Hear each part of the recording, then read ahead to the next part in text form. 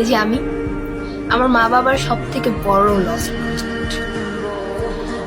আমি আজকে পর্যন্ত আমার বাবার ভাই বোনেদের ছেলে মেয়েদের মতো ভালো ভালো গ্রেডস নিয়ে আসতে পারি নাই।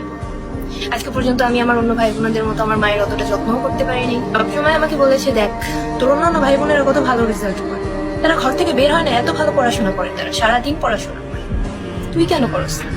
তোমরা কখনো জানতে চেয়েছো যে আমি কি করতে চাই? আমার দ্বারা পড়াশোনা হয় না, আমার মেন্টাল স্ট্রেস ভালো না। তোমরা সবসময় দেখেছো আমি সবসময় রুট ব্যবহার করি আর কারোর সাথে মিশি না।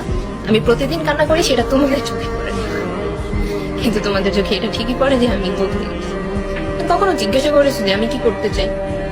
তারপর বলেছো তোর দ্বারা পড়াশোনা হয় না, তুই যেটা করতে চাস আমাদের বল, আমরা তোকে সাপোর্ট দেবো, চেষ্টা কর।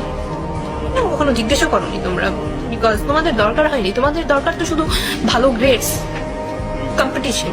আমি জানি না আমি কতটুকু পারছি আমার মা বাবার এটা ফিল করানোর জন্য যে আমি চেষ্টা করি তাদের ভালো রাখার জন্য, তাদের ভালো দেখার জন্য, কিন্তু আফসোস যে আমার মা বাবা কখনো দেখেন।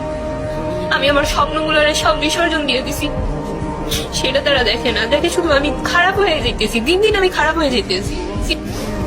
আমি খারাপ এই জন্য হয়ে যেতেছি যে আমার স্বপ্নগুলোর দাম কারো কাছে ছিল না। আমি যেটা পারতেছি না আমার সেটা জোর করে করানো হইতেছে, আর আমি যেটা চাইতেছি সেটার কোনো ভ্যালু নেই কারো কাছে।